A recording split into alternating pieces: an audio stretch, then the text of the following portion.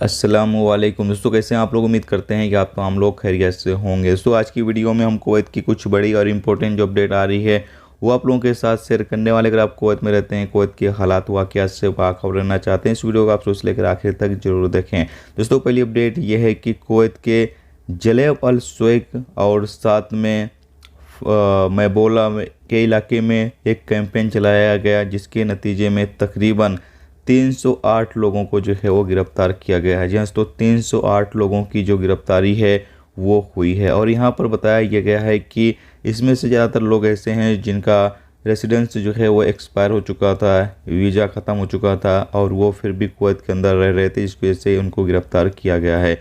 इसके साथ ही आपको बता दें कि कुवैत के खैतान इलाके में भी एक कैंपेन चलाया गया और यहाँ पर भी लोगों को जो है वो गिरफ़्तार किया गया है। यहाँ पर ये नहीं बताया गया कितने लोग गिरफ़्तार हुए हैं, लेकिन काफ़ी लोगों को यहाँ पर भी गिरफ़्तार किया गया है। खैतान के इलाके में भी कैंपेन जो है वो चलाया गया है।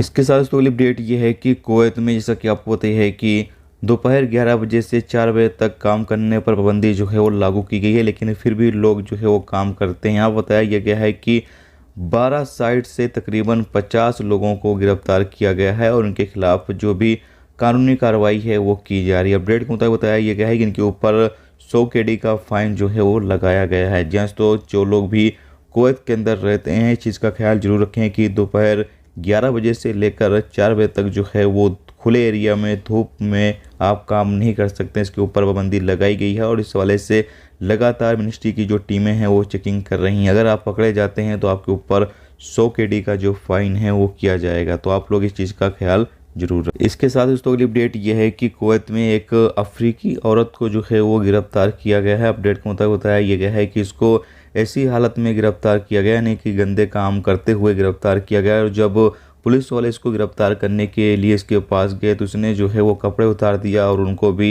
यानी कि गलत काम करने के लिए उकसा रही थी। और लेकिन पुलिस वालों ने इसको जो है वो गिरफ्तार कर लिया। बताया जा रहा है कि इसको कुवैत से डिपोर्ट कर दिया जाएगा और हो सकता है इसको जो है वो सज़ा भी दी जाए और उसके बाद इसको कुवैत से डिपोर्ट भी कर दिया जाए।